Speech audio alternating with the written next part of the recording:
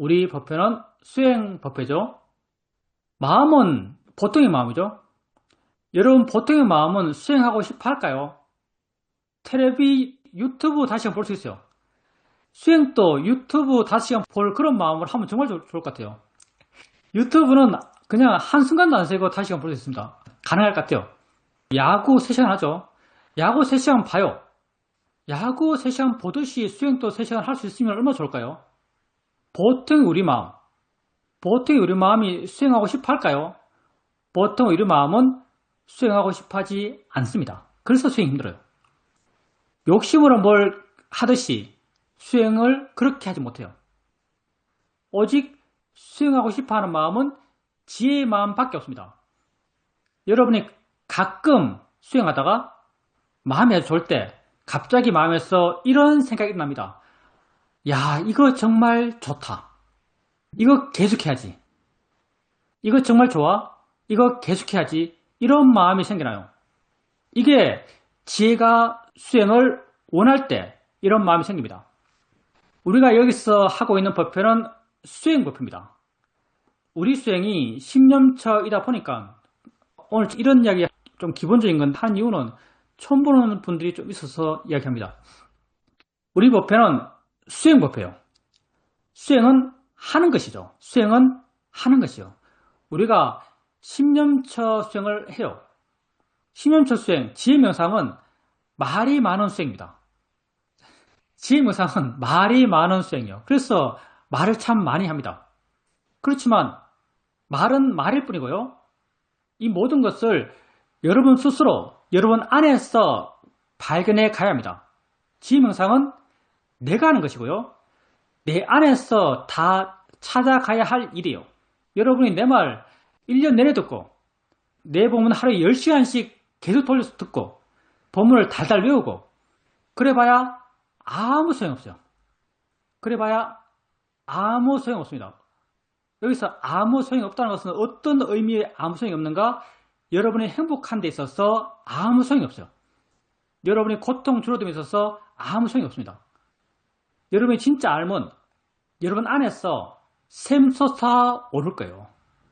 그래서 수행은 실천하셔야 됩니다. 여러분 스스로 마음을 써야 돼요. 수행은 마음을 하는 거죠. 마음을 써야 돼요. 마음을 숨을 통해서 마음이 바뀌어가야 돼요.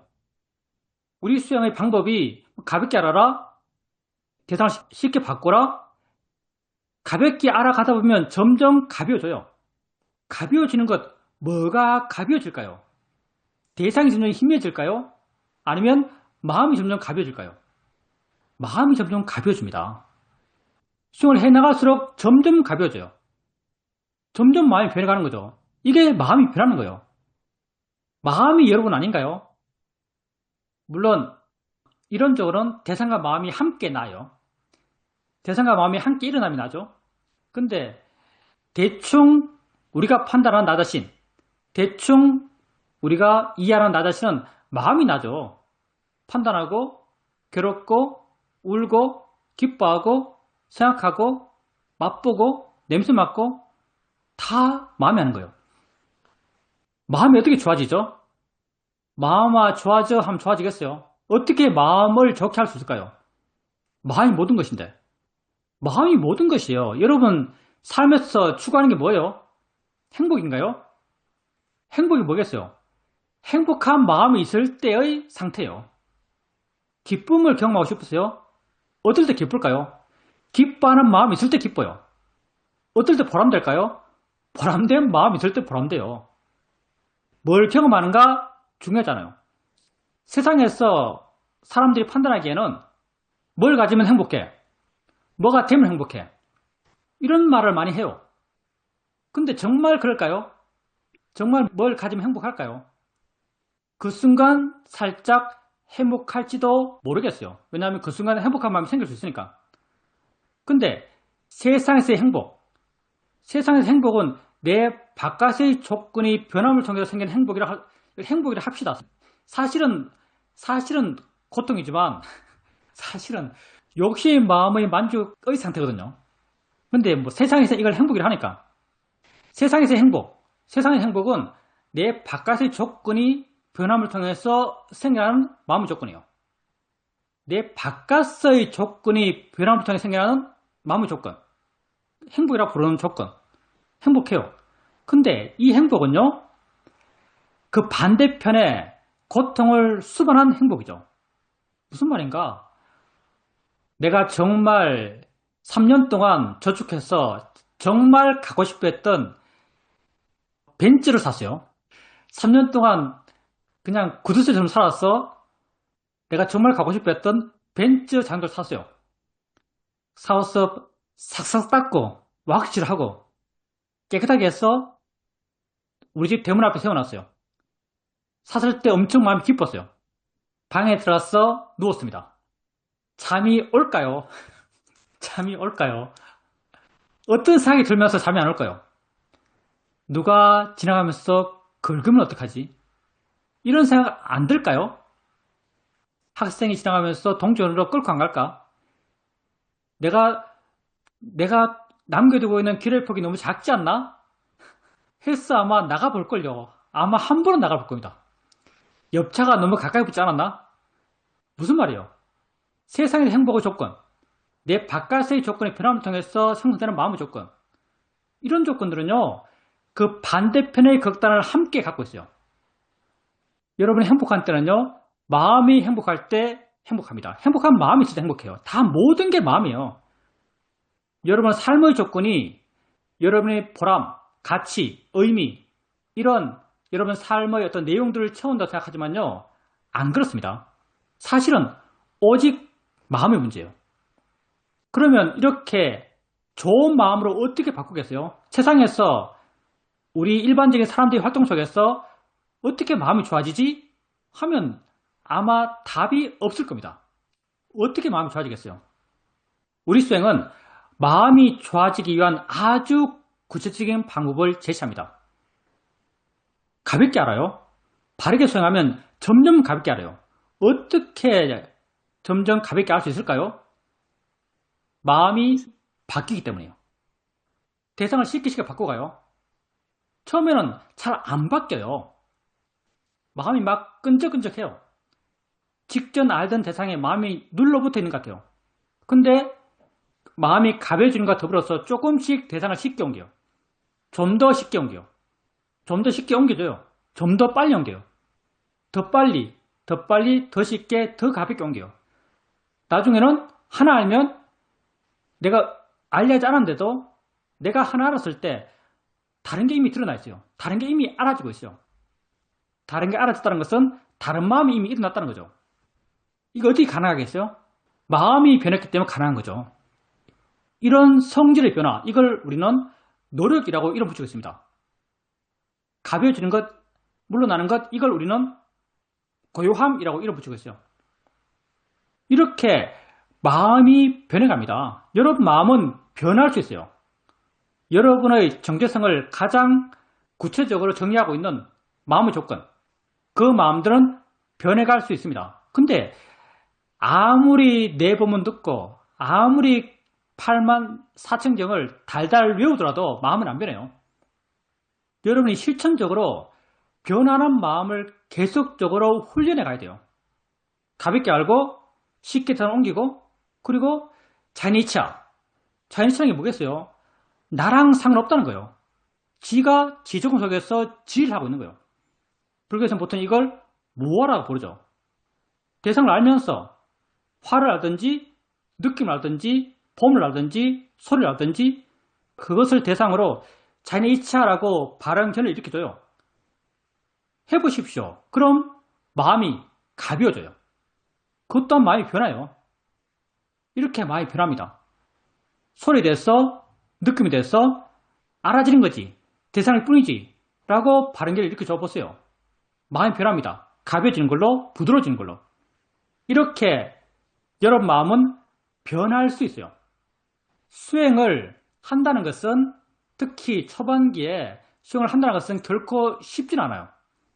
그리고 여러분이 이 수행 법에서 배워야 할 것을 꼭 하나만 꼽아라 라고 한다면요, 수행하는 방법이에요. 내가 연기가 어떻고 법이 어떻고 뭐 아는 마음이 어떻고 사실 별로 안 중요해요. 정말 중요한 것은 수행하는 방법입니다. 우리 법회 2시간 하는데 그 1시간을 언제나 기초 수행 법문으로 채웁니다. 여러 이유가 있지만 그 중에 가장 큰 이유는 그게 가장 중요하기 때문이에요.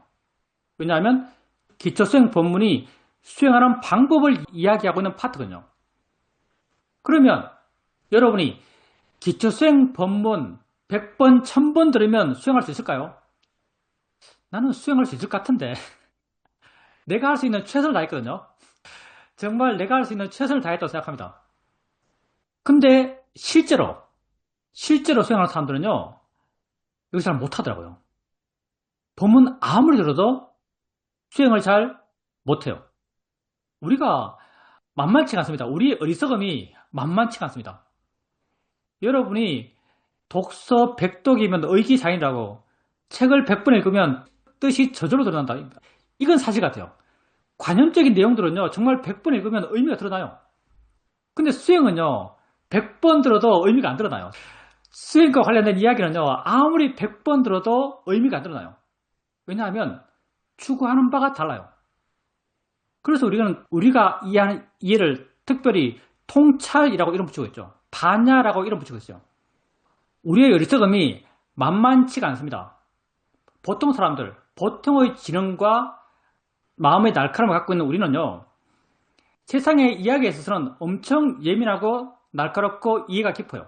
근데 마음쪽, 영적인 것, 뭐 종교적인 것, 철학은 될 듯한데요. 철학은 사유의 전개죠, 사실은. 모르겠어요. 난 철학 잘 모르기 때문에. 철학은 되는 것 같아요. 근데 종교, 수행, 영적인 것, 이런 쪽은요, 사람들의 논리적 사고, 이성, 이런 게 별로 해당 사항이 없습니다. 우리가 자주 보잖아요. 말도 안 되는 사이비 종교의 지식인이 굉장히 많습니다. 그냥 얼핏 봐도 저건 말도 안 되는데 거기서 연루되어 있는 사람 보면 뭐 대학 교수, 의사, 변호사 이런 사람들이죠. 물론 아는 사람도 있겠지만 안 통해요. 여러분 논리가 영적인 것, 정신적인 것, 수행적인 것 여기에는 안 통해요. 그래서 실천적으로 하시면서 스스로 알아야 되고요. 오류를 줄이기 위해서는요. 자기가 하고 있는 것을 좀 드러낼 필요가 있습니다. 좀 더 수행을 폭넓게 이해하고 있는 사람에게. 좀 구체적으로 말하면요. 연기를 이해하고 있는 사람에게. 연기, 있음의 의미 이렇게 볼 수 있겠죠. 연기를 이해하고 있는 사람들은 수행을 어떻게 어느 방향에서 어떤 내용으로 이야기하더라도 근본에 어긋나지 않게 이야기할 수 있어요. 그래서 스스로 정말 뛰어나면 강도 하겠죠. 정말 뛰어나면 강도 할 겁니다. 근데 정말 뛰어난 사람은 잘 내가 못 바꿔요. 가끔 찾아와서 스님 법문을 1년 내내 들었습니다. 하면서 자기 수행 이야기하는 사람이 있어요. 들어보면 솔직히 좀 기가 막히죠. 들어보면 솔직히 좀 기가 막힙니다. 그거 안 돼요. 그거 잘 안 되더라고요. 왜 안 되는지 사실 난 잘 모르겠어요. 그거 잘 안 돼요. 그래서 자기 수행을 드러내길 바랍니다.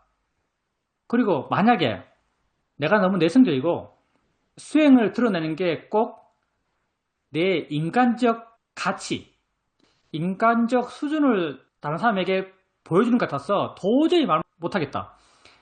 이렇게 마냥 느낀 사람이 있다면 수행에서 어떤 점을 가장 유의해서 해야 되는가 라고 한다면요. 알아차림의 이어짐이요. 정말 알아차림을 이어지게 하는 데 있어서 꾸준한 노력을 해나가고 그게 조금씩 이어져 간다면요. 전반적으로 수행을 바르게 할 수밖에 없습니다. 내가 스님 법문을 1년 내내 들었어요 라고 한 사람 가운데 수행을 너무 바르게 잘해가지고 감동한 사람은 딱 한 명 있었습니다. 어느 날 다마소에서 법회를 하고 있는데 2시 근처까지 사람이 안 와요. 그래서 기쁨이 살 올라와요. 와, 오늘 법회 없을 수도 있겠다 하고 기쁨이 살 올라와요. 근데 2시 2분 전에 택시가 한 대 들어오는 거죠. 2시 2분 전에 택시가 들어요. 처음 보는 어떤 거사님이 내리셨어요. 처음 보는 중년의 거사님이 내리셨어요. 그래서 법당 가서 둘이 앉아서 법회를 했습니다. 그때도 1시간 기초수행 법문하고 교체 시간에 인터뷰했죠. 그분이 그랬죠. 스님 법문을 2년 동안 들었습니다. 하면서 말씀하세요. 근데 내가 감동했죠. 너무 수행을 바르게 잘 하셨어. 근데 그분이 신경 쓴 건 단 하나였어요. 알아차림을 어떤 상황에서도 하려고 노력했죠. 알아차림을 이어지게 하려고 노력했어요. 길 걷다가 놓치면 다시 하고, 말하다가 놓치면 다시 일깨우고, 생각에 빠졌다가 또 다시 일깨우고, 그렇게 알아차림을 이어지게 하려 하셨어요. 그리고 조금씩 이어져 갔죠. 그러니까 다른 모든 게 맞아져 갔어요. 그래서 내 수행을 드러내는 게 너무 무리다라고 만약에 생각하는 분이 계시다면 가장 신경 써야 할 부분은요. 알아차림을 이어지며 알아차림을 이어지게 하세요. 그러면 다른 모든 사소한 어떤 수행의 조건들이 바른 방향으로 변해갑니다. 그리고 지혜명상은요. 사실은 인터뷰를 좀 해야 돼요. 시험에서 수행을 무슨 재미로 하는가? 라고 누가 물으면요. 누구나 다 그럽니다. 시험인 수행을 좀 진지하게 하는 분들은 시험인 수행은 인터뷰하는 재미로 한다 이렇게 말합니다. 어떤 에너지가 나로 하여금 시험인 수행을 꾸준하게 결과적으로 좀 바르게 잘할 수 있게 했는가라고 누가 내게 묻는다면 나는 인터뷰를 잘하고 싶었던 욕망이다라고 말하겠어요. 인터뷰를 잘하고 싶어 했던 욕망, 그 욕망이 나로 하여금 수행을 꾸준하게 그리고 결과적으로 바르게 결과적으로 좀 의미 있게 할 수 있는 가장 큰 원동력이었죠. 그래서 이 수행을 정말 하고 싶다, 정말 수행을 바르게 하고 싶다라고 하신다면 글쎄요, 인터뷰를 좀 하시는 게 안 하는 것보다 훨씬 낫습니다. 여러분 방에서 수행하는 게 수행 잘 되겠어요? 아니면 법당에서 수행하는 게 수행 잘 되겠어요? 법당에서 수행하는 게 훨씬 수행이 잘 돼요. 왜냐하면 마음의 자세가 이미 달라요. 나는 수행에서 인터뷰를 해야지라는 마음으로 좌선한 사람의 수행 상태와 그냥 뭐 법회 그냥 들으면 되지. 대다수의 분들이 그냥 듣는 분이라서 말하기 좀 그렇지만 나는 이 수행에서 수행적 결과를 갖고 인터뷰해야지 라는 그런 마음을 갖고 수행하는 사람이 있어요. 또 한 사람은 난 인터뷰를 안 할 거야. 그냥 난 내 수행하고 그냥 법회는 좋은 말 들으면 돼. 그게 도움 돼. 이런 마음을 갖고 수행하는 사람이 있어요. 이 두 케이스의 사람 경우 수행하는 마음의 에너지의 파워가요. 전혀 다릅니다. 사실은 전혀 달라요. 그래서 인터뷰는 내 말을 들어서 좋은 것, 그건 사실 작은 부분이고요. 인터뷰 해야지라는 그런 마음 자세가 수행에 아주 큰 힘이 되고요. 그리고 인터뷰 하려고 그러면 자기 마음이 좀 정리가 돼야 돼요. 자기 마음을 정리하면서 이미 법의 시각으로 자기 체험을 한번 소화시켜요. 그리고 말할 때의 마음, 말할 때의 마음이 사실 들뜬 상태로 말을 많이 해요. 그것 또한 경험이에요. 그리고 말하면서 스스로 정리되지 않았던 게 정리되는 경험도 많이 해요. 그리고 이렇게 자기가 말하고 나서 자기 말한 것에 대해서 내 답을 듣잖아요. 내 답이 정답이라서 여러분에게 큰 충격을 주는 게 아니고요. 내 말에 대해서 여러분 마음이 활짝 열려있기 때문에요. 내가 무슨 말을 하더라도 그 말이 여러분 마음에 충격이 돼요. 긍정적 충격으로 와닿습니다.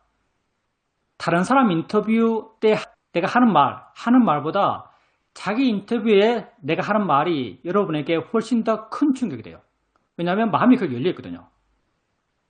그래서 수행을 바르게 하고자 하신다면 훨씬 더 유리해요. 인터뷰하는 게. 심지어는 우리 사회도가 하신 말이죠. 스승 없이 수행할 수 없다라고까지 사회도가 말씀하십니다. 예, 스승 없이 수행할 수 없다라고까지 사회도가 말씀하세요. 물론 여기 스승은 약간 광범위해요. 굳이 말한다면 뭐 붓다도 스승이죠. 붓다도 스승입니다. 하여튼 사회도는 그렇게까지 말씀하셨어요. 스승 없이 수행할 수 없다. 그래서 수행을 좀 진지하게, 좀 바르게 하고자 하신다면 인터뷰에 대해서 좀 오픈하시길 바랍니다. 나는 사이도한테 거의 모든 걸 오픈했던 것 같아요.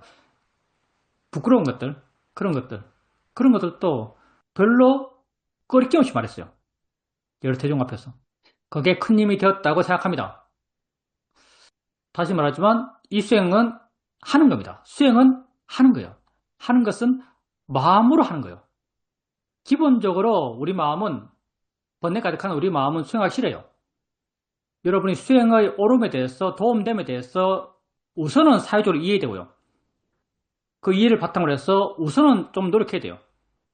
그 노력은 수행하는 방법으로 우리가 무수하게 말하고 있죠. 그 노력과의 방향 가운데 혼자 수행할 때 가장 유의해야 되는 것은 알아차림의 이어짐이요. 만약에 알아차림을 끊임없이 이어지게 하려는 노력을 해 나가고 있다면요, 그 사람의 수행은 그릇되기가 힘듭니다. 그리고 가능하면 자기 수행을 좀 오픈할 필요가 있고요. 질문입니다. 그저께 수영장에 갔는데 수영장에 가기 위해서는 복도를 이렇게 통과해야 합니다. 복도를 걸어가면서 순간 대상은 아무것도 안 하네? 여기에 대해서 아주 진하게 이해를 했습니다. 대상이 아무것도 못한다는 것을 마음이 확 알았습니다. 대상은 아무것도 안 하네. 이 말에 있어서 이 말이 지혜의 내용이라고 할 수 있어요. 대상은 알아지는 거죠. 그러니까 아무것도 안 하네 라는 말이 맞는 말이죠. 대상은 아무것도 안 해요. 근데 이런 지혜의 내용을 그냥 사회적으로 이해한 마음도 이런 내용을 일으킬 수 있고요. 통찰의 지혜도 이런 내용을 일으킬 수 있어요. 그럼 우리가 내가 이 말을 이해했다. 정말 통찰로서 이해했다. 그걸 어떻게 알 수 있는가? 마음의 느낌으로 알 수 있어요. 만약에 수행자님께서 그때 대상은 아무것도 안 해 라고 했을 때 대상에 대해서 부여했던 가치, 대상에 대한 내 밀착도, 그게 약해지고 대상에 있을 때 마음이 물러나고 마음이 자유로워지고 가벼워지고 이런 방향으로의 느낌이 수행자님 마음에 생겼다면 수행자님은 이 주제, 이 지혜의 내용을 마음이 통찰로서 이해했다고 말할 수 있습니다. 대상은 아무것도 안 하네? 우리가 수행을 해나가면서 어떤 이해가 생길 때 맨 처음에는 이 이해가 아주 구체적인 내용을 갖고 이해가 생겨나요. 수행자 같은 경우는 대상은 아무것도 안 하네? 이런 내용을 갖고 이해가 생겨났어요. 대상은 아무것도 아니네? 이런 이해가 수행자의 마음에 있는 거죠. 그러면 이런 이해가 구체적이면요, 수행자님께서 어떤 보기 싫은 것, 듣기 싫은 것, 생각하기 싫은 것 이런 게 경험될 때 수행자님께서 이런 이해를 일깨우세요. 대상은 아무것도 아니지, 대상은 아무것도 안 하네, 이런 걸 일깨우면요, 이런 이해가 작용을 합니다. 대상에 대해서 마음이 좀 물러나고 마음이 좀 가벼워지고 대상의 가치가 줄어들고 이런 어떤 지혜적 작용이 생겨나요. 자꾸 그렇게 해보십시오. 자꾸 해나가다 보면요, 나중에 되면 마음이 안 해요. 왜냐하면 어느 순간부터 필요가 없어요. 대상은 아무것도 안 하네 라고 생각을 통해서 지혜를 일으켜주는 것, 여기에도 에너지가 많이 들거든요. 대상은 아무것도 안 하네, 이걸 생각해줘야 돼요. 우리 수행은 게으른 자를 위한 수행이기 때문에요, 마음에 힘주는 걸 잘 못해요. 점점 하면 할수록 마음에 힘주고 애쓰고 노력하고 이쪽으로 에너지가 잘 쓰이지가 않아요. 그래서 나중에는 대상은 아무것도 안 하네 라는 이런 지혜의 내용을 생각하고 일으키는 걸 잘 안 하게 되고요. 그리고 이게 의미가 없어지고요. 그리고 성격이 바뀝니다. 내가 성격이 바뀐다는 게 무슨 말이냐면요, 대상은 아무것도 안 하네 라고 했을 때 구체적인 내용을 갖고 있죠. 근데 이것도 대상에 대한 이해예요. 대상에 대한 이해고, 대상을 아무것도 안 하는 그 의미로 사용하면서 대상을 이해한 거죠. 근데 이렇게 하면서 대상을 알아가고 이렇게 하면 대상을 알아가고 해 나가다 보면요, 대상은 아무것도 안 한다는 이런 어떤 구체적인 내지는 협소한 이해 범위를 넘었어요. 이 협소한 이해가 대상이 뭐다라는 총체적인 이해에 그냥 속해버려요. 대상의 의미가 뭔지, 대상이 뭔지, 이런 총체적인 의미에 그냥 속해버려요. 왜냐하면 대상이 뭐다란 그 전체의 한 부분이에요. 대상은 아무것도 안 해. 처음에는 이렇게 약간 협소한 지혜의 시각으로 바라지만요. 이게 점점 퍼져가요. 전체로.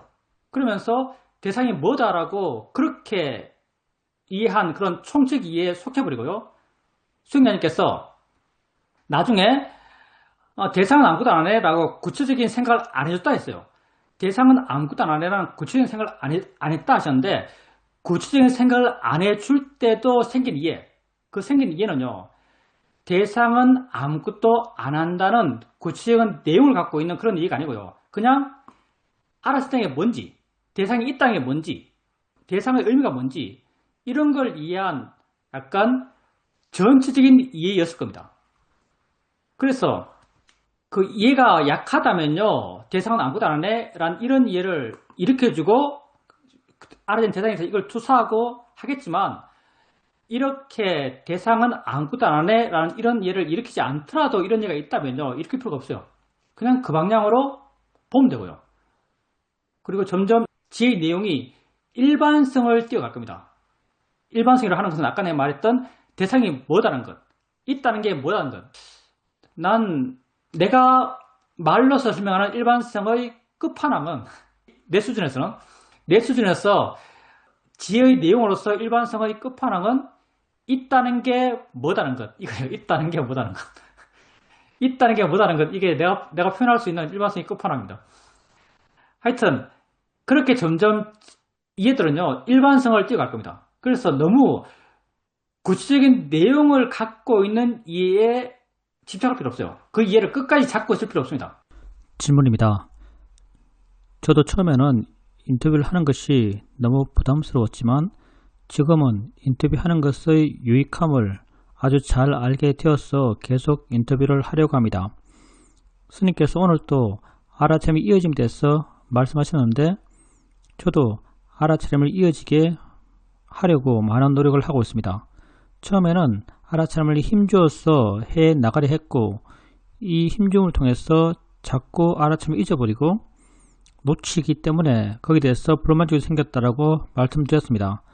스님의 법문을 들으면서 이런 불만족은 좀 약해졌지만 알아차림을 이어지게 해 나가려 하니까 자연스럽게 마음은 가벼워지고 의지가 약해지고 노력이 약해지면서 알아차림이 되지 않더라도 그걸 문제시하는 마음도 약해졌습니다.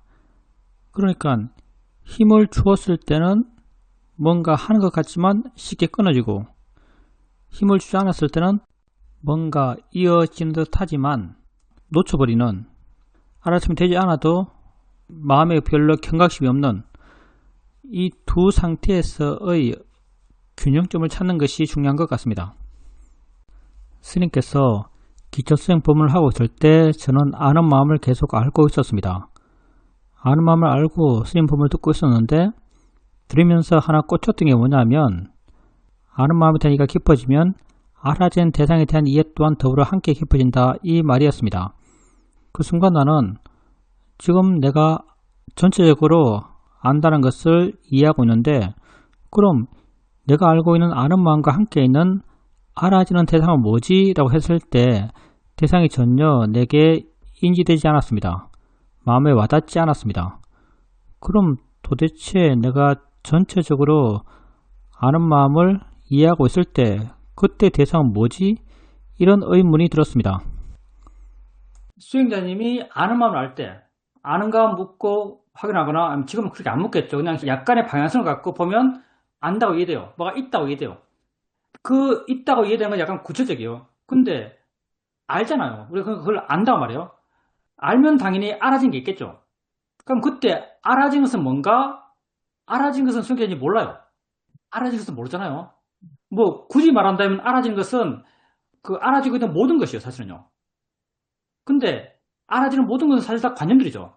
엉덩이 이렇게 말아지고 있고 내 말 들리고 있고 소리 들리고 있고 뭐 보이고 있고 머리 느낌 있고 손의 느낌 있고 딱 관념들이에요.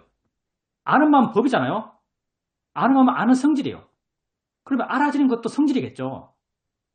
아는 마음이 아는 작용을 하고 있어요. 그럼 알아지는 것은 알아지는 작용을 하고 있겠죠. 알아지는 작용이겠죠. 알아지는 작용. 아는 마음이 아는 작용이듯이 알아지는 것은 알아지는 작용이에요. 근데 그때 수행자님에게 꼭 대상을 한번 찾아봐라라고 한다면 엉덩이 느낌, 손의 느낌, 어깨 느낌, 보이는 것 이거예요. 근데 이건 작용이 아니죠. 이건 관념이죠. 그래서 왜 수행자님이 아는 마음은 이해하는데 알아지는 대상은 모르겠는가? 알아지는 것은 대상은 없는가? 라고 한다면은 사실은 알아지는 것에 대한 이해가 약하기 때문에요. 그리고 아는 마음에 대한 이해가 너무 관념적이에요. 사실은요. 사실은 그래요. 이게 잘못된 게 아니고요. 잘못된 게 아니고 그렇게 해 나가다가 점점 관념을 줄여가요. 아직까지 수행자님이 아는 마음을 이해하는 것은 관념이 약간 내포된, 관념이 약간 입혀진 이해요. 근데 대상의 작용은요. 대상의 작용은 왜 이해가 안 되는가? 그건 관념이 제로거든요. 수행자님께서 아는 마음을 관념 제로로 이해하면요. 아는 마음은 순수한 생김이에요. 거기 모양도 없고 색깔도 없고 위치도 없고 뭐 안다는 이름도 안 붙어 있어요. 순수한 생김이죠. 이렇게 아는 마음을 관념 제로로 이해한다면요. 알아낸 대상도 관념 제로로 이해할 수 있을 겁니다. 한번 생각해보세요. 수행자님 지금 아는 마음을 이해해요. 근데 지금 알아지는 대상을 어떻게 찾고 있는가? 아는 마음처럼 찾고 있어요. 아는 마음처럼 찾고 있다는 게 무슨 말이냐면 아는 마음을 상당히 구체적으로 알잖아요. 아는가 모르면 뭐 있는 것 같아요. 또 힘주는 점이 있는 것 같아요.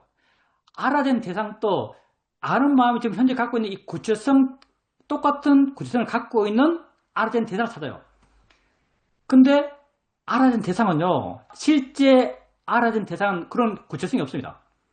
그래서 수행자님이 지금은 수행자님 수준에서 이해 정도에서 아는 마음을 약간 관념이 살짝 섞인 그런 아는 마음을 알아가요.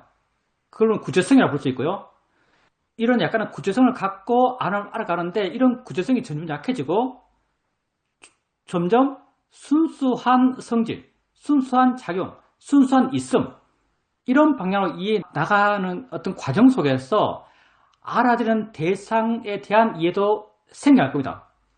내 말을 이해할 수 있을지 모르겠어요. 그럼 도대체 아는 마음은 뭔가? 설명처럼 설명해 봅시다. 아는 마음은 뭔가?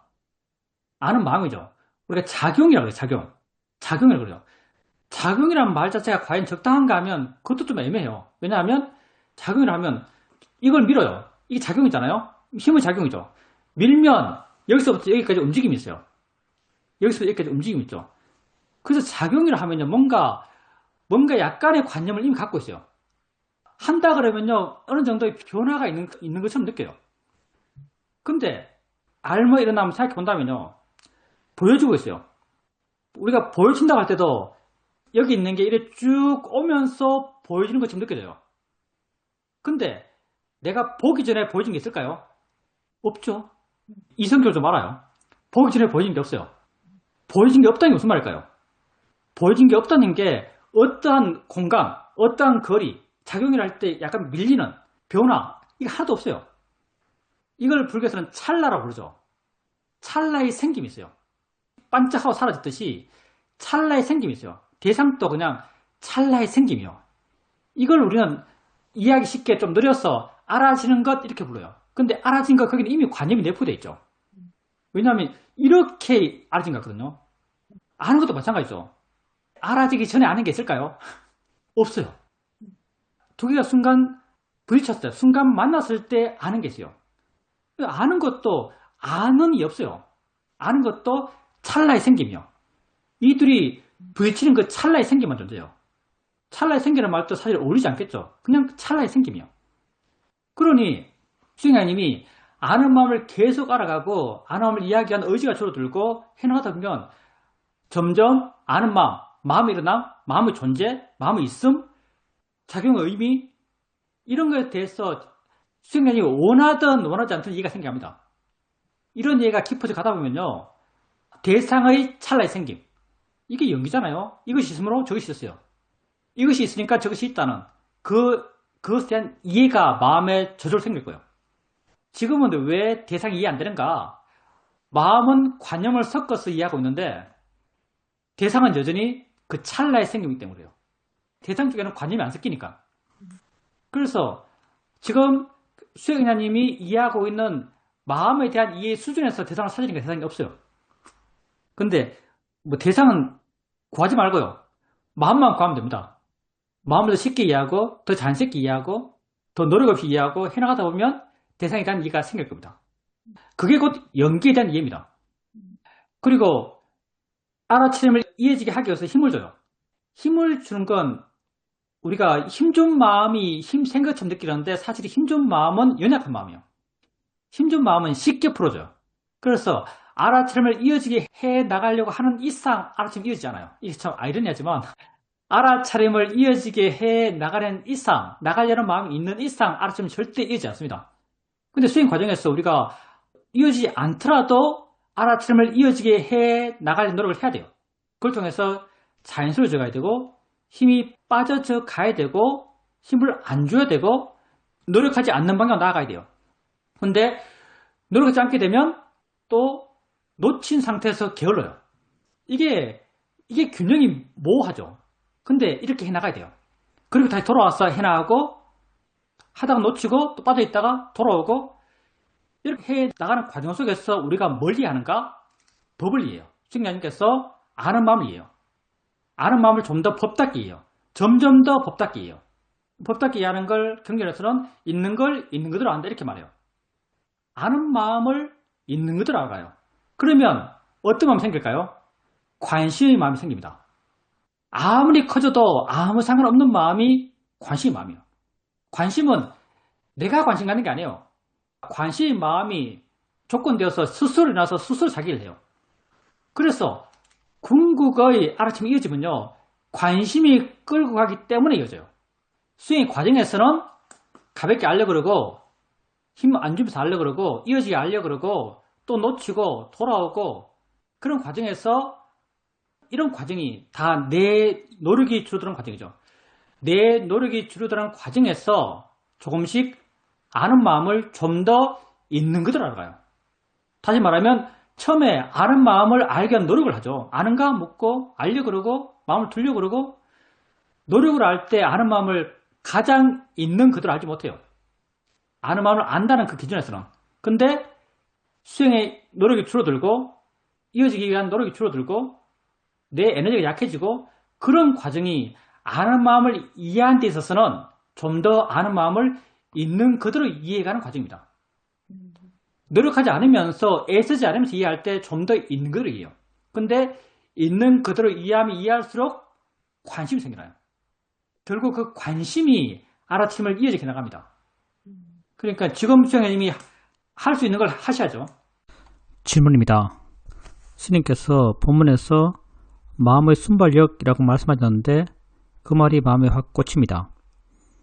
마음의 순발력을 키우기 위해서는 알아침을 계속 이어지게 해 나가야 되고 알아침 하려는 노력도 계속 해야겠지만 제 입장에서는 스님 법문을 계속 듣고 스님 법문을 이해하고 그게 수행 과정 속에서 마음의 순발력으로 작용한다라고 느껴집니다.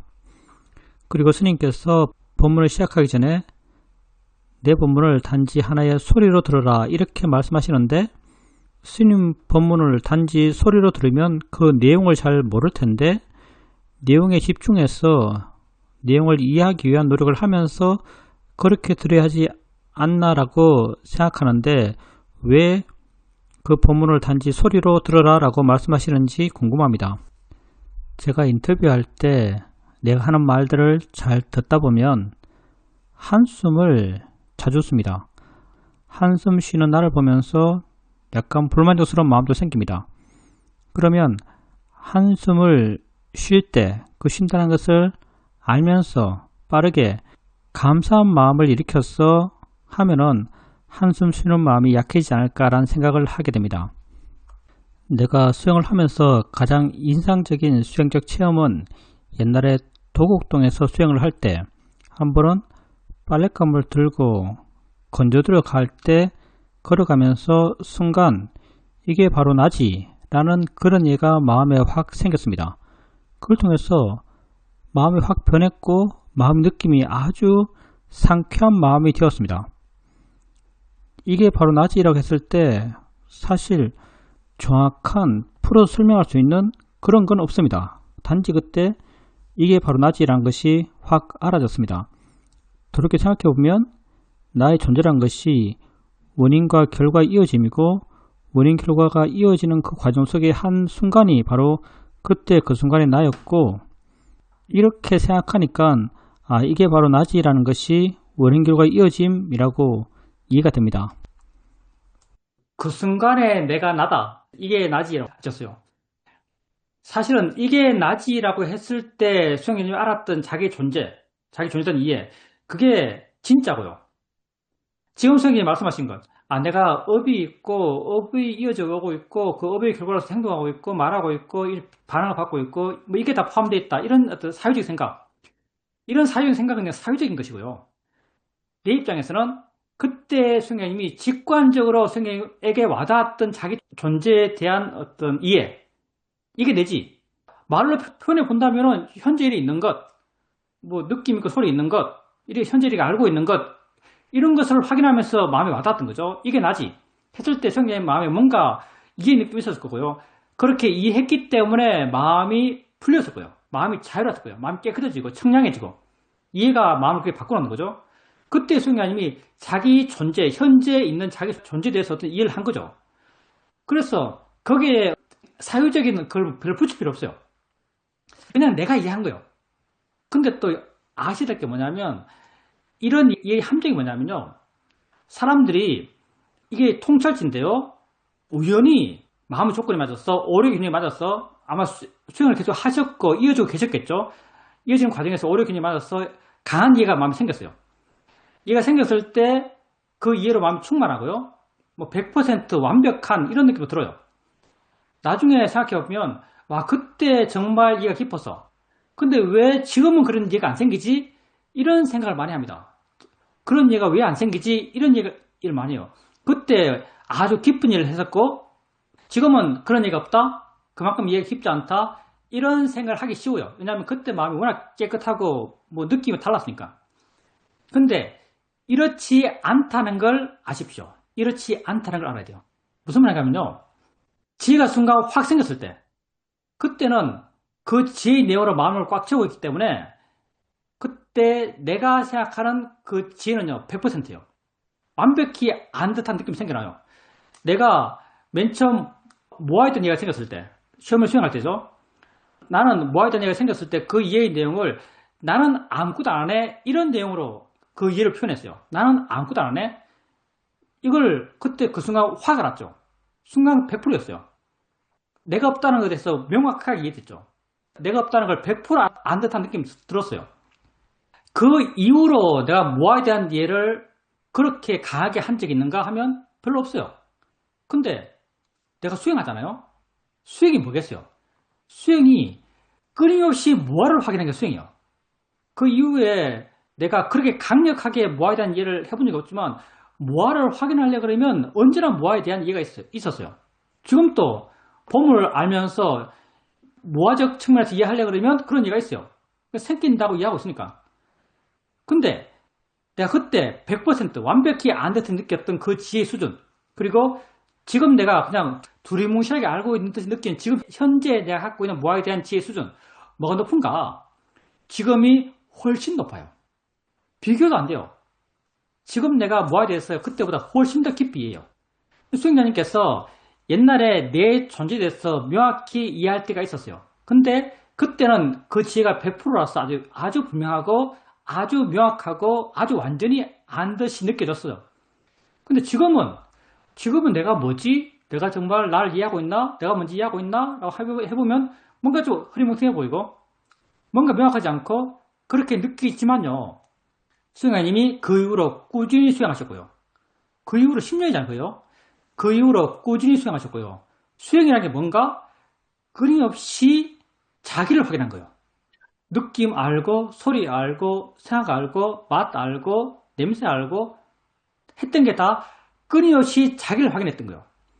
자기를 확인했던 그 과정 속에서 알게 모르게 나라는 게 뭐구나, 있다는 게 뭐구나, 안다는 게 뭐구나 이런 얘가 수행자의 마음에 쌓여왔어요. 그래서 과거의 명료한 수행체험을 너무 높은 수준으로 생각하지 마십시오. 그냥 좋은 체험이었다라고 가볍게 하세요. 지혜의 깊이의 수준에서 보면요. 지금이 훨씬 더 깊습니다. 그때가 더 명확했기 때문에, 명료했기 때문에 깊은 듯이 느껴질 뿐이에요. 결코 그때의 지혜 수준이 지금보다 높지 않습니다. 그리고 한숨에 대해서, 한숨은 알면 좋아요. 그리고 한숨도 의도가 있어서 한숨을 써요. 의도가 있어서, 의도 마음이 있어서 한숨이 나옵니다. 의도를 안다면 한숨을 쉬는 마음이 안 생길 수 있어요. 설령 또 한숨이 나온다 하더라도 한숨 나온 걸 아세요. 알면 그냥 별로 가치 안 두고 지나가요. 뭐가 되었든 알아야 될 일이고요. 그리고 소리. 내가 법회 시작할 때 내가 하는 법문을 단지 소리로 아십시오. 이렇게 말해요. 왜냐하면 수행이 뭐겠어요? 수행이 소리를 단지 소리로 아는 것, 이게 수행이에요. 수행하면서 들으란 말이죠. 그러면 수행자님께서 지금 내가 하는 말을 소리로 듣는다면 그 내용을 모를까요? 예를 들어 내가 앞에 있는 저 나무를 보고 있어요. 보네라고 내가 이해해요.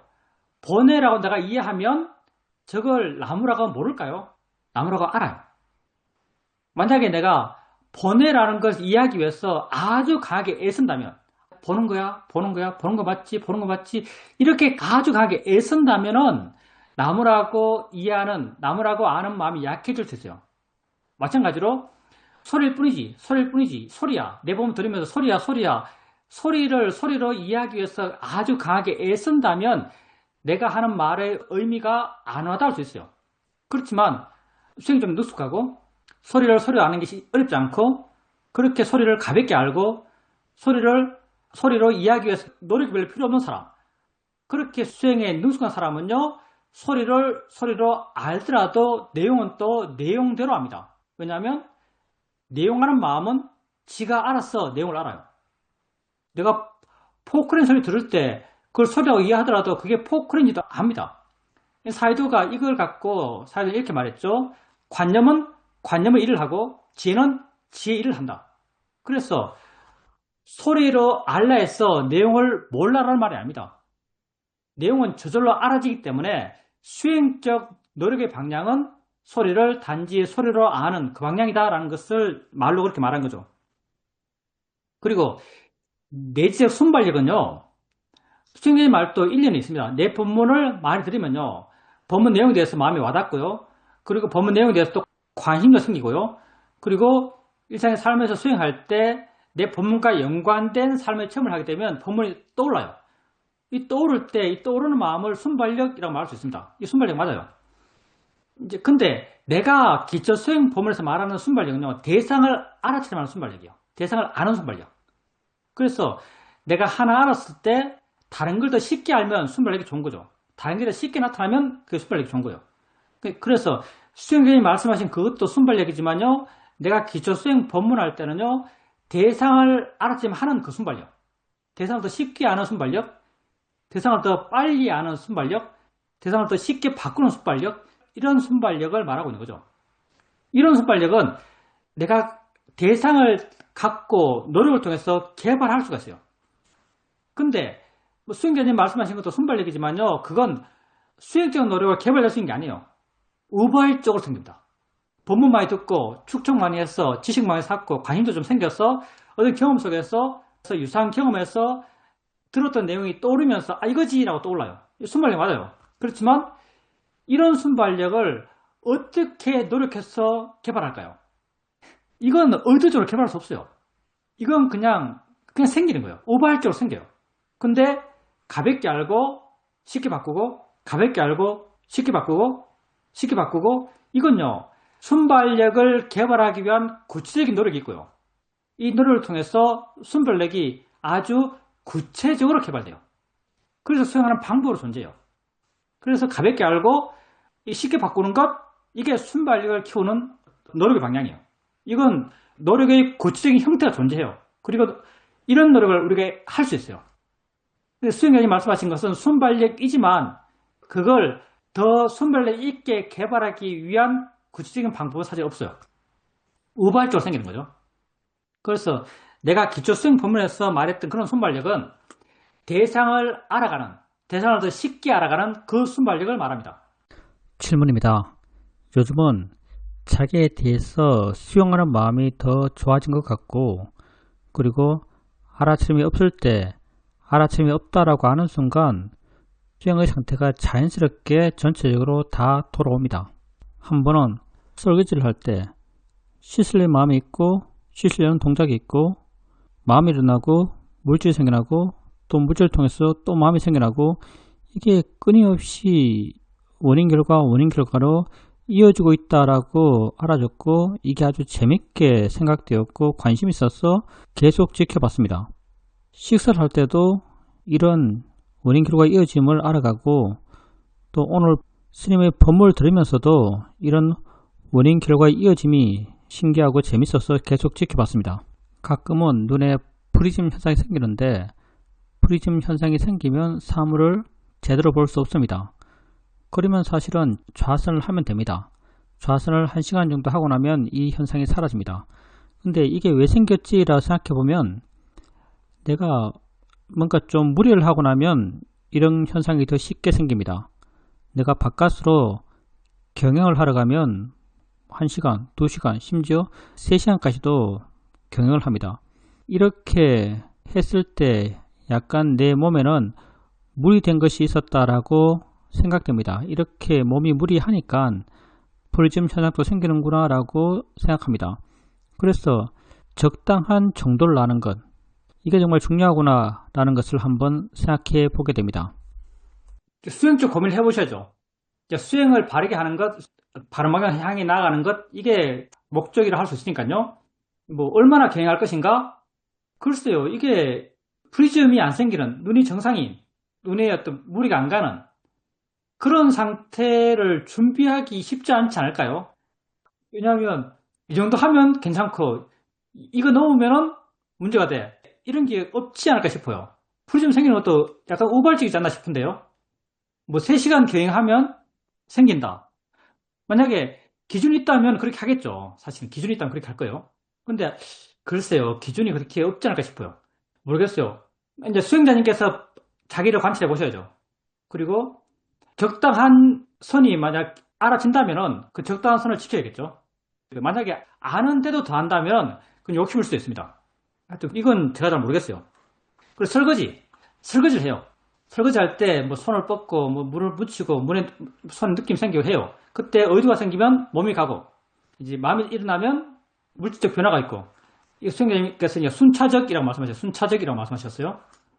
그러니까 의도가 생기고 팔이 움직이고, 손이 가니까 물 느낌이 생기고, 이게 마음과 물질이 순차적으로 일어나고 있어요. 그런 이해는 내가 생각하기는 실제에서 좀 거리가 있는 것 같고요. 실제와 약간 거리가 있고요. 왜 이렇게 이런 예가 구체적으로 수행자의 마음에 떠올랐는가 하면요, 이런 예를 하려고 했겠죠. 이게 수행자님은 연기, 원인 결과 이렇게 생각했을지도 모르겠어요. 우리가 마음에 이미 준비되어 가지고 수행자님께서 사전에 사유적으로 떠올려서 의식 표면에서 개설하지 않더라도 마음이 이미 이렇게 알 거야 라고 준비해서 그렇게 알 수 있습니다.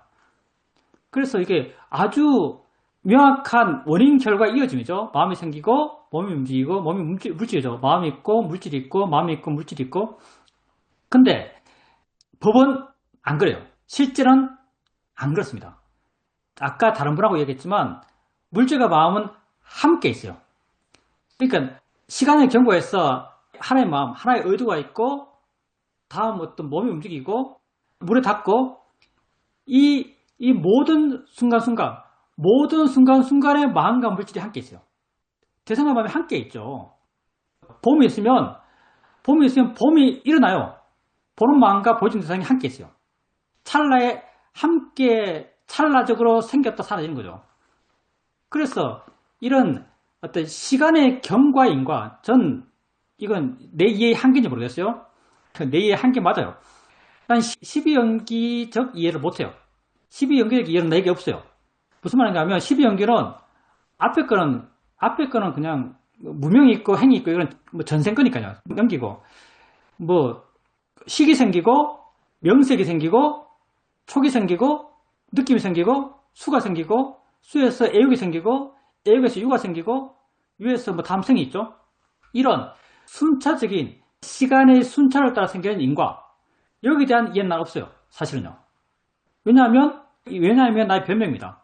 왜냐하면 우리에겐 찰나적 암만 있으니까. 찰나적 암만 있어요. 그래서 내 연기적 이해는요, 부처님이 어떤 원론적으로 말씀하셨던 연기에 대한 설명, 이것이 있으므로 저것이 있고 이것이 없으면 저것이 없다는 거예요.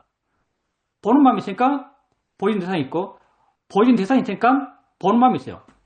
보는 마음이 없으면 보이는 대상이 없고, 보이는 대상이 없으면 보는 마음도 없어요.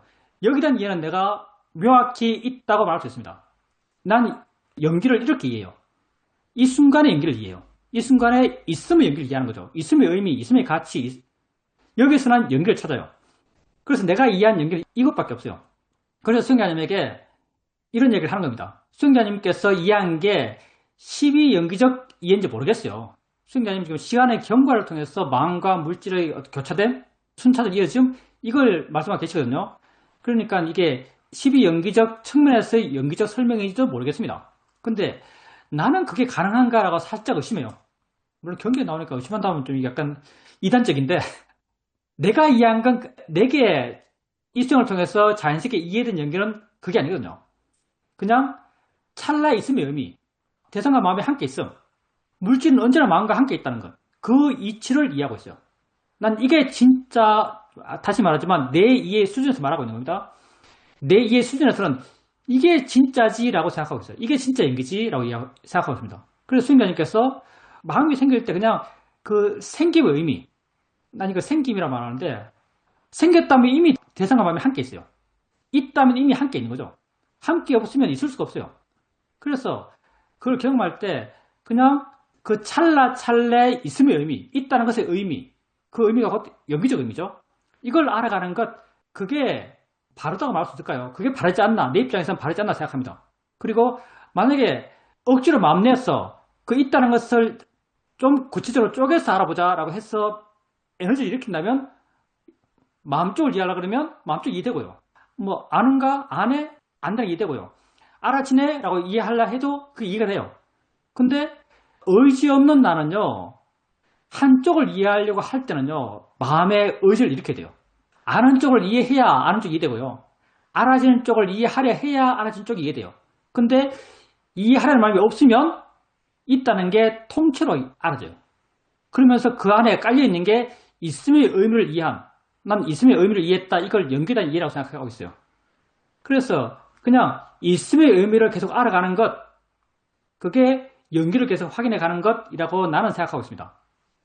그래서 연기를 시간의 경과에서 찾는 것, 그게 전 잘 모르겠어요. 근데 12연기는 분명히 그렇게 설명하는 것 같아요. 12연기는 분명히 그렇게 설명하는 것 같거든요. 근데 나는 12연기보다는 우리 수행에서 이게 있으므로 저것이 있고 이게 없으면 저것이 없다는 연기에 대한 부처님의 최초 설명, 그게 우리 수행에서 자연스럽게 알아지는 연기적 현상이라고 생각합니다. 이건 다시 말하지만 내가 그렇게 생각한다는 거예요. 그리고 포용력이 넓어지는 것 당연한 거고요. 마음이 넓어지니까요. 가치가 줄어드니까요. 당연히 포용력이 넓어집니다. 그리고 알아차림이 없다고 이해하면요, 바로 현재로 돌아와요. 왜냐하면 과거에 대한 미련이 별로 없으니까요. 알아차림이 없다고 알았을 때 왜 이전에는 바로 알아차림이 안 됐던가? 후회하는 마음이 생기거든요. 내가 알아차림 못했네? 수행자를 안 했네? 잘 해야 되는데? 이런 생각을 하다 보니까 알아차림이 바로 안 돌아와요. 근데 지금은 알아차림이 없다고 아는 순간 이미 알아차림하고 있어요. 언제나 현재에 머무는 게 마음에 익숙하기 때문에, 오직 실제에 머무는데 마음이 익숙하기 때문에 이렇게 되는 거죠. 과거에 대한 미련이 별로 없어요. 가치를 별로 안 두죠.